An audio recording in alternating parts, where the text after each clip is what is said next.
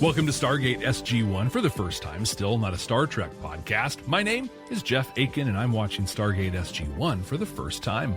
And I'm Brent Allen, and I'm watching Stargate SG-1 for the 47th time, but for the first time, I am looking for what Stargate is trying to teach us, delivering those good sci-fi messages. You know, those ones that give us hope that things can be better in the future. Maybe they hold up a mirror to society and show us just how ugly we are. Or perhaps, how about here's how to be good human beings to one another. Speaking of human beings, we're going to get a look inside of one, I think, in this 21st episode of the third season, Crystal Skull, because I think we're going to see a human crystal skull. My prediction was that it's going to have some message, maybe have some frequencies or something that disrupt things, and they got to get to it. It'll have some big, meaningful message for our SG-1 crew. Do you, Brent, have any meaningful, fun messages for us? Pre-sci-fi messages, just episode messages about I've got a few. A nice little couple heads up. 21st episode, penultimate episode of the season. Original air date March 8th, 2000 on Showtime, a few days earlier over in England, or the UK, I should say, not just England. The teleplay here credit goes to show creator Brad Wright. However, the story credit goes to two guys, Jared Paul, poor guy with two first names, and Michael Greenberg. Now, this trio of Brad Wright, Jared Paul, and Michael Greenberg have worked together before. They brought us the episode Message in a Bottle. Jeff, you remember that's the one with the little sphere alien device that shot out little rods from all over the place, caught O'Neill in the arm, that one? Mm-hmm. Well, let's talk about Michael Greenberg first. You already know about Brad Wright. Michael Greenberg's been around for a while. He's more than just a story guy on a couple of episodes. He's actually been one of the show's producers since Children of the Gods on every single episode. Started in season 1 being credited as a co-executive producer, elevated to just the role of executive producer starting in season 2. I'm not really sure why one's better than the other, but there you go. And he's going to maintain that role through the end of season 8. Wow. Now, the reason he gets that credit is because he co-owns a production company with Richard Dean Anderson called Gecko Productions, which, if you watch the show, it's one of the nameplates that comes up at the beginning and end of every episode. Okay. So that's Michael Greenberg. Now, Jared Paul, on the other hand, not an executive producer, not a director, seems to just be a friend that hangs around, and they've done a few things together. Anyway, that's the trio of how this is written. Jeff, I will tell you when we get to that spot, which understandably is going to happen after we watch the episode today, there is a rather lengthy God check coming up for this episode. Oh, okay. Like for the God from the episode sort of a thing. Okay. Yeah. When we do like our God Goddess check, like this one will be lengthy, and I think it's fun. We're going to dive into it. I think it's going to be a whole lot of fun. So cool. That'd be awesome. Well, Jeff, with that being said, then let's waste no more time. Why don't we jump into this episode? What do you say? Let's do it. All right. Well, hey, listen, if you're joining us for the very first time, because, you know, every episode is somebody's first time, welcome. You're amazing. You're awesome. The way this works is Jeff and I are going to go watch the episode right now. If you're hanging out with us here on YouTube, just stick around. You're going to catch our reaction. We're going to do a full-on reaction video to this.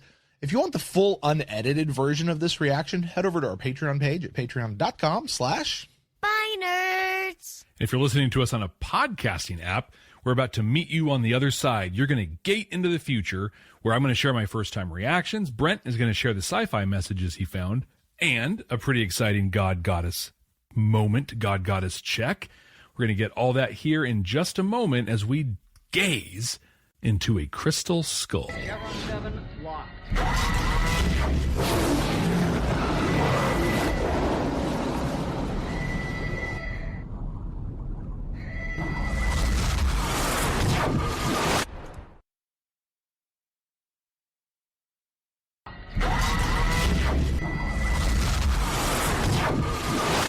All right, Jeff, we have just watched Crystal Skull for the first time. You, my friend, get to take us through your first time watch, your first journey, but perhaps not your first journey with Crystal Skulls in general. You seem to be pretty familiar with the name that he threw there at the end, Quetzalcoatl and all that sort of stuff. Talk to us about your journey through Crystal Skull. But yeah, I totally recognized Quetzalcoatl, the name. I know here momentarily you'll do the God breakdown on his history, but many years ago, actually a little bit before the release of this episode, I was a professional musician. I was in a band, and I toured through Mexico quite a bit. Yeah, and spent a good chunk of time in different parts of old Mayan and Aztec bits of the country, and got to tour a lot of places. I actually got to climb on some of the ruins that are no longer, they won't let people climb on anymore because we're humans and we're sloppy and we ruin things. But we ruin ruins.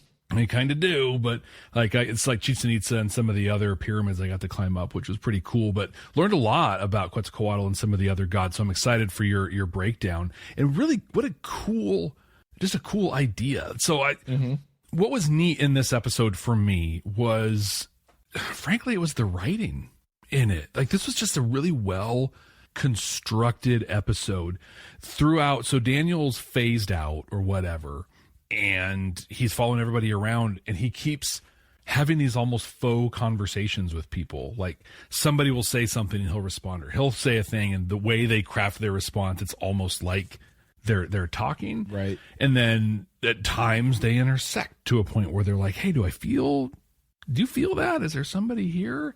But it was neat because I made a note that it was so natural with him and his grandpa, just in different points throughout, that his grandpa would say something, Daniel would respond, and then his grandpa would respond again.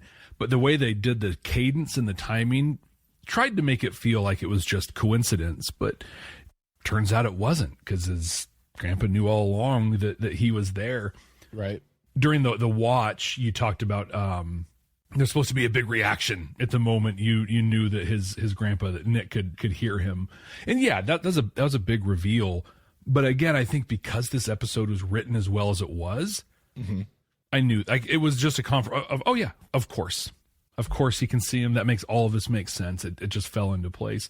But I also just love the way it stacked the story on top of it. So when Nick, the grandpa's talking about going there, he talks about these giant aliens that showed up, and the giant aliens saying that the enemy of my enemy is my friend. So that's the question, right? The questions are, how did Nick get there, which was never really answered. And that's okay. You don't have to answer all the questions. And what does that mean? The enemy of my enemy is my friend. And so I was trying to piece that together. Well, it's got to be the Gould, but it was in 71. So humans, Tauri, aren't enemies at this point. They're not even aware. But it all came together at the end when Tilk didn't phase out because of Junior in there. And it's so if you can phase, if you can see Quetzalcoatl, then you're not Gould. And what we've learned pretty clearly through all this is if you're not Gould, you're an enemy of the Gould. Prepare for incoming Gold channel communication. Before we gate into the rest of this episode, did you know you're missing most of the content from this podcast? Stargate SG-1 for the first time has an active and exciting Patreon that you can join right now by clicking the link in the show notes. Not only will you get access to the full, unedited podcast and reaction videos, you'll also be able to join a growing, vibrant, maybe even an intergalactic community. Subscribers even get access to all of our content from Babylon 5 for the first time. Don't miss out on this content and the amazing people.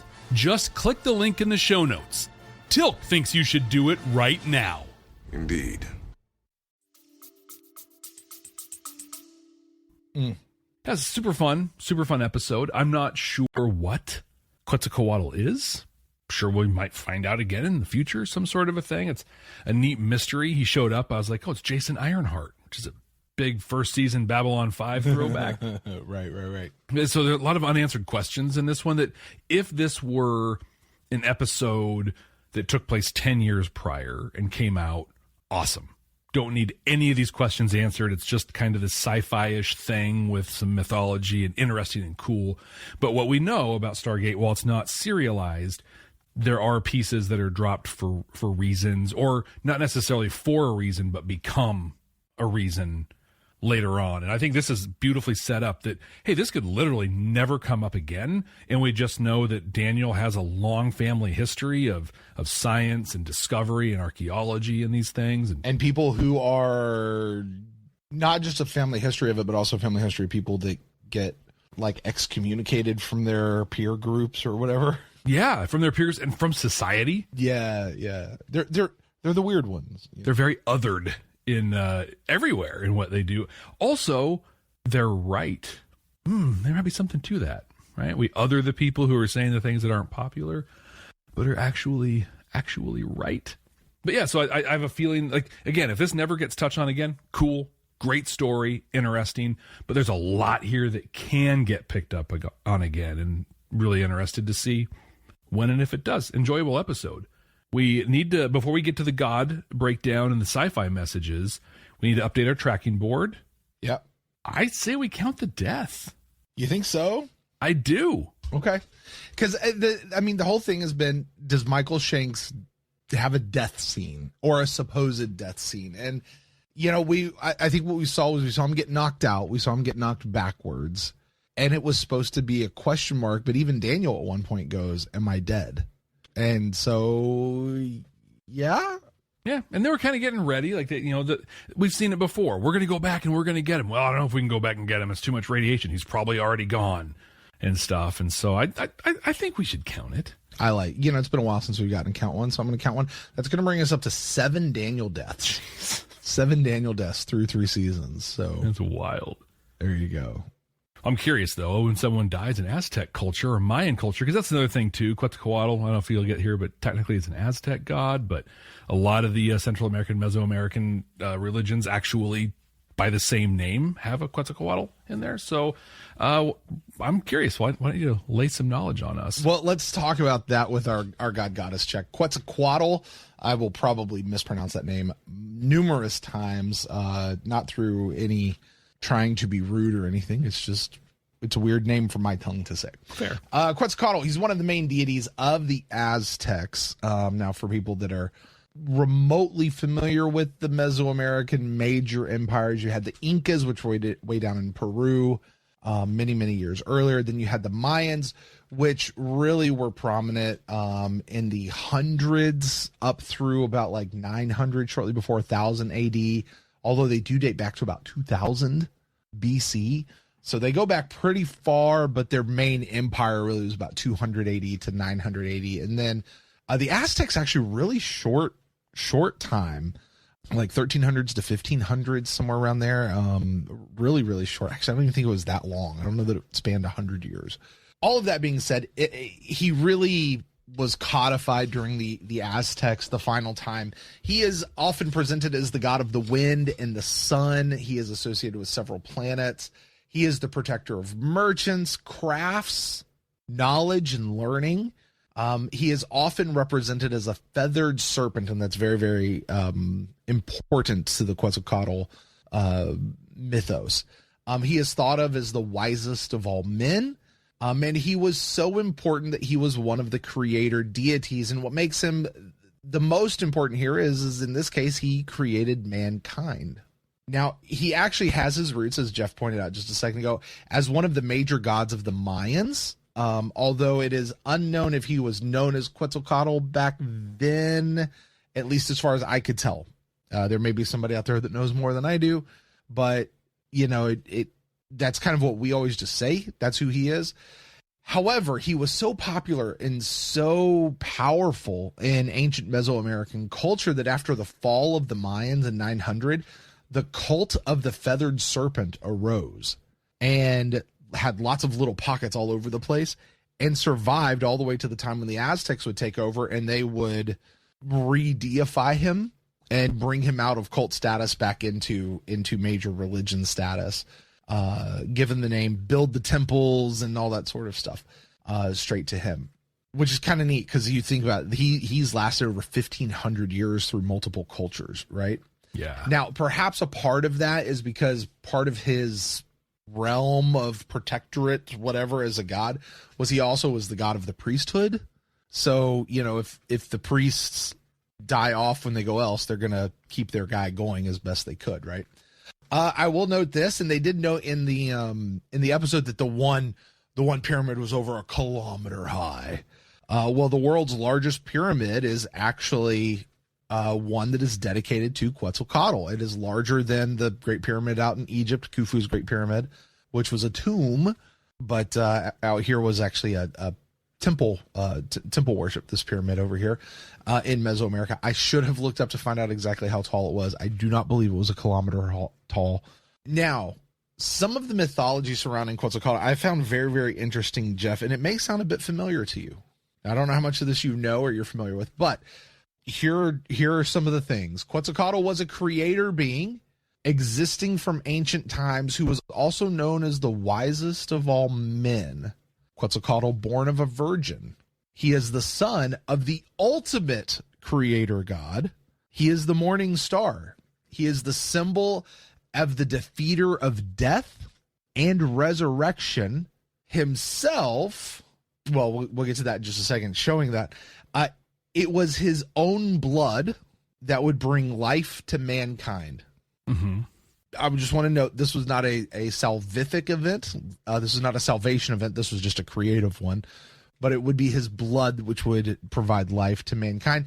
There was a point at which he was kind of tricked into doing stuff, but he takes on the guilt and shame of humanity. Not substitutionally, it's just like he experiences it and takes on all this guilt and shame. The guilt and sin of mankind he takes on, and he winds up sacrificing himself by setting himself on fire like he's Byron. And, sorry, I just not as lame as the actual Jesus Messiah, not a Byron one. But he does it for the guilt that he feels, and out of the fire he rises from the ashes like a phoenix. He resurrects himself. Also, he gave us chocolate. Yeah, he did. He gave us chocolate. Later on, when the Spanish conquistador Hernan Cortez arrived on the shores of Mexico in 1519, the leaders thought him to be Quetzalcoatl reincarnated. However, for those of you who have heard that before, this claim has since been refuted by many historians, saying that was an apocryphal thing that was later added about 50 years after the events themselves, that nobody really thought he was Quetzalcoatl. This was just part of their, to the victors who write history, and sometimes they fluff it a little bit, right? So anyway, that's Quetzalcoatl. That's like, for a guy who appeared and had, what do you have, Jeff? 3 minutes of screen time there at the very end and barely spoke. We didn't know anything about him. Just a cool god, like, who, like I said, really lasted through multiple eras and multiple times and multiple cultures, and just had a lot of staying power, and, a lot of very familiar sounding mythology to me. I think to a lot of people, especially in the Western world. Right. Which this is not the place to have that discussion, but I definitely think it begs a lot of questions about how all that works. So, well, a lot of them honestly have been answered. Like I said, so in my experience, I have not a lot of experience, but more experience than I think a lot of people maybe in the United States and stuff have. But Quetzalcoatl specifically is known in Mayan culture as Kukulkan. Or more specifically as Kukulkan. There's some differences, but the mythology is pretty much the same. One of the really cool things that the Yucatan Mayans did, the ruins at Chichen Itza, is they call it the Red Room. I think it's called the Red Room, and then there's Chichen Itza itself. But things line up to the summer and winter solstice with just astronomical precision.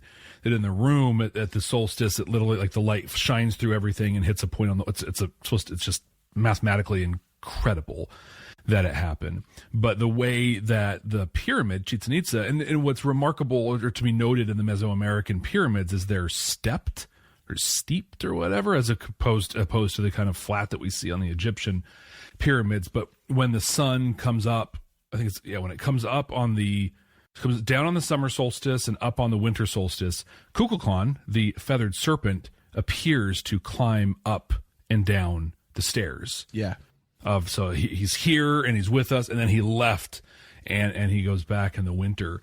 And it really is a life and death allegory of, it come down and provide life as the sun and the harvest, and then I want to leave, freezes over, and everything goes. An interesting thing about the Mayan culture itself, and that ties to some of the mythology around Kukulkan and Quetzalcoatl, is they just disappeared. Yeah. Like with the Aztec, Aztec are, they were one of the more recent of the tribes and the cultures that were there, and it was the Spanish coming to, started the colonization, conquest, pick your term, there that ended their reign. But the Mayans, there's no record. They just one day were all mostly gone, and there's legend, myth, and that's still talked about in those areas that they were in touch with aliens, essentially, or higher beings or something like that, and they came and picked them up. Mm-hmm. They were just like, okay, you reached everything you can accomplish on this planet. Now you can come and live with us where we are. It's very fascinating stuff. It's cool that they're going there with this, especially making Quetzalcoatl different than the Goa'uld gods that we've seen. I think that's really remarkable. I love that you know all that. I like. There's so much that I like thinned down because but I love. Dude, you're getting into that, man. I love that. That's awesome. I was so fascinated with it. The first time I went there was a tourist activity. I went down and we toured the ruins, and I was just blown away.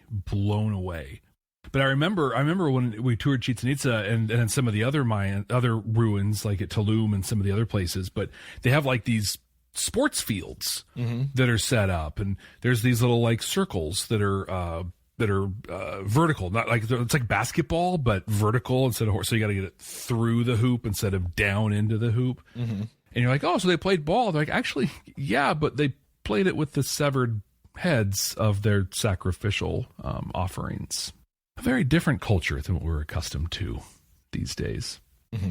Excellent God breakdown, Brent. Thank you for that. I just want to note, you noted Teal'c is getting chubbier through his face and stuff. And I also just want to point out that, and I think these two are connected. Like I think if you put them on a graph, they're going to plot together, at least for the time being.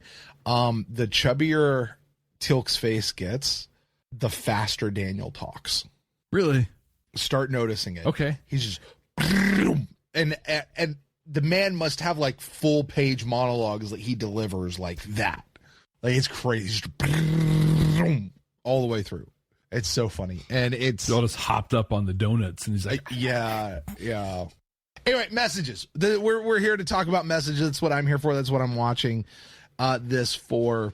Here's the thing. I'm going to take it through the litmus test.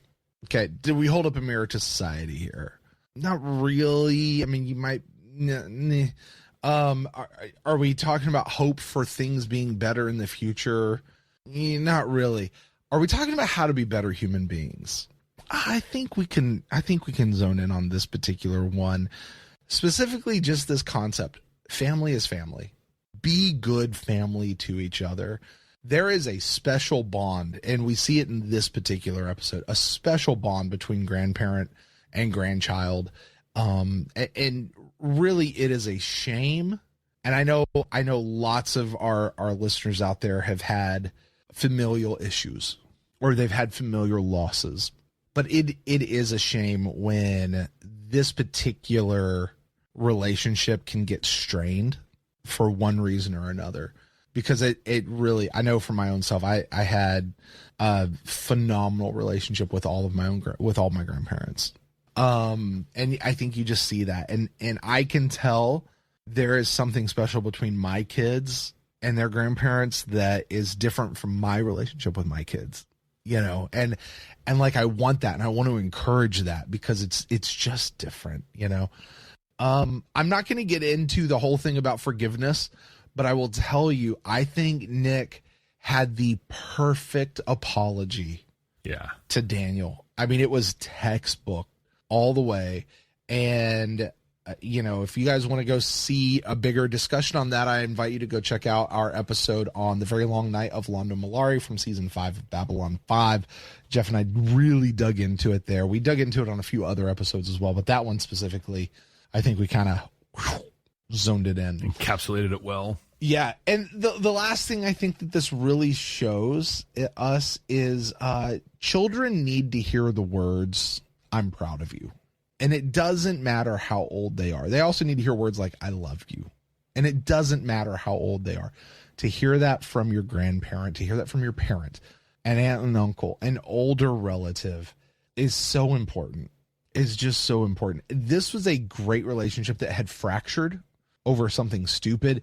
And frankly, if Daniel hadn't gotten lost on Abydos, like, they would have had contention, but Daniel would have still gone back to see him. Totally. It's like, no, he kicked me out last time. You don't want to see me ever again. I was like, no, he absolutely did. And you would have gone back to see him.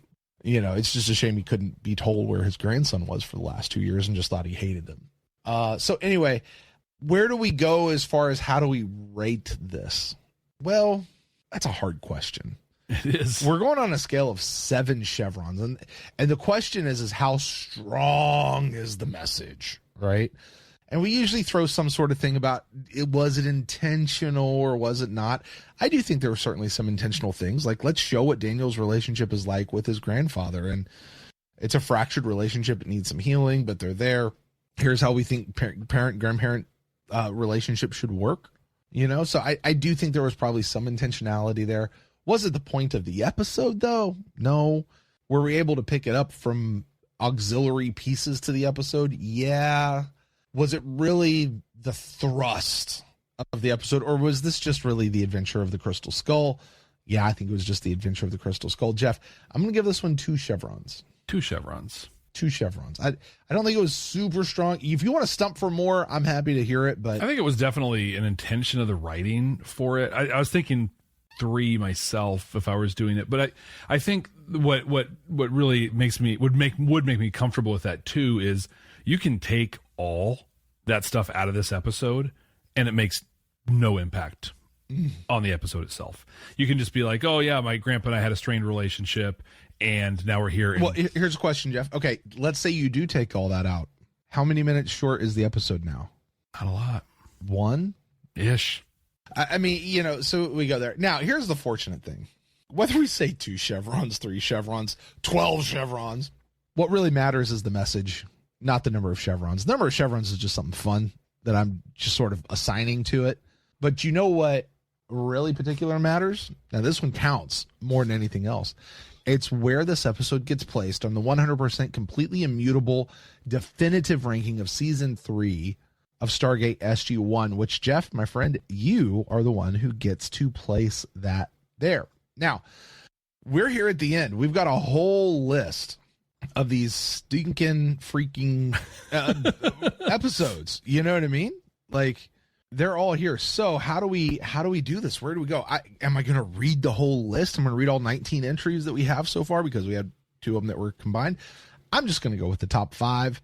I don't know where it's going to land for you, Jeff, but our current top 5, number 5 is Pretense, 4 is Shades of Grey, 3 is Fair Game, 2 is Forever and a Day, and the first, number 1, the double episode, Joel and Ours Memories and Devil You Know. Jeff, where does Crystal Skull fall into our ranking for season 3? This is a good episode, like I said, and it was the writing that really separated it from a lot of the other episodes on here. This one's going to fall just outside of the top 10. And where I'm looking right now is really, ironically, is in the neighborhood of Legacy, right? Which was another very Daniel-centric and misunderstood, you know, sort of a piece. I like that one quite a bit. It was our last, you know, look at Michello that we've had so far, and all that was good. This one, I think, planted a lot of seeds that could be picked up moving forward. And again, just like, I don't know, had a lot of really cool stuff in it. I am going to place this one just above Legacy as the new number 12. I don't fully disagree with that. Although I do like Legacy, I think a lot better than what you're putting on here. That's Brent's personal opinion of it. Daniel going crazy is always a fun time to me. It's a great episode. I will tell you, this is one of those episodes for me is a great.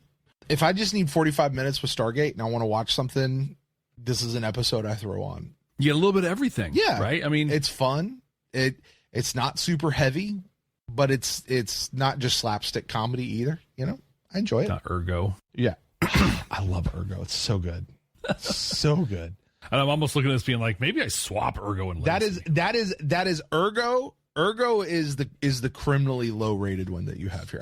You're wrong for that one. I just think of swapping it with Legacy, moving it to 13. Hey Jeff, come here. Yeah, what's up, Brent? Come here. Oh God, Ouch.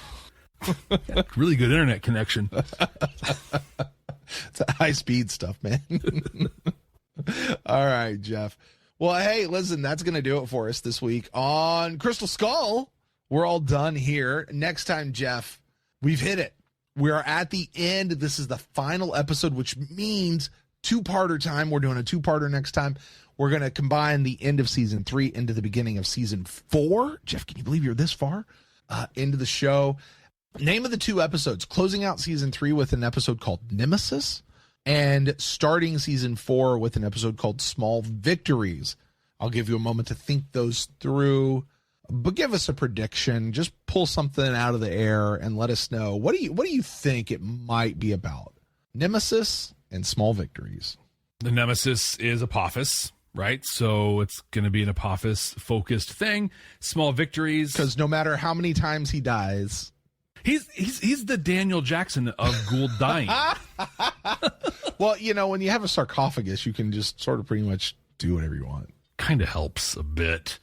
Yeah, so it's going to be a Apophis thing, but it's not going to be the end of that story. Small Victories. It's kind of, in fact, I think that's going to be an Apophis thing. They will suffer some pretty serious losses. No main characters dying or anything like that, but maybe part of the Cheyenne Mountain facilities destroyed or something like that. Maybe one of the Stargates or something like that gets taken out. But some big thing, but they have some small victories that they're able to build from. So this is just really going to ramp up that whole thing. You're a good guesser, Jeff. Sure. You're a good guesser. All right, well, we will see if Jeff is right here next time on Stargate SG-1 for the first time. Hey, listen, thanks so much for joining us this week. Don't forget, subscribe wherever you get your podcast, wherever you get your YouTube stuff, wherever you get your whatever, however you're consuming this whole thing. Please be sure to subscribe. Leave us a rating and review wherever you are. Hey, if you want more content from what Jeff and I have going on out here, gosh, Jeff, we have so much going on these days. And there are ways you can hang out with Jeff and I, like ways that you can connect with us. You can check that out over on our Patreon page at patreon.com/ByNerds. And the biggest thing you can do for us, if you like what you're seeing here, or even if you don't like what you're seeing here, the best thing you can do for us is share this show with someone who who does love Stargate, or somebody who loves to laugh at people who think they like Stargate. Whatever the reason is, just share the show. That's all I'm trying to say. Share the show with somebody that who likes Stargate, or somebody who, like Jeff over there, needs to get into this series for the first time. So until next time, folks, I'm going to get out of here. My name's Brent. That's Jeff. Hey, Brent. Oh, my gosh. Yes, Jeff. What's up? Don't oh, my gosh me on this. Listen, I just wanted to say, man, I'm really proud of you. All right, Grandpa.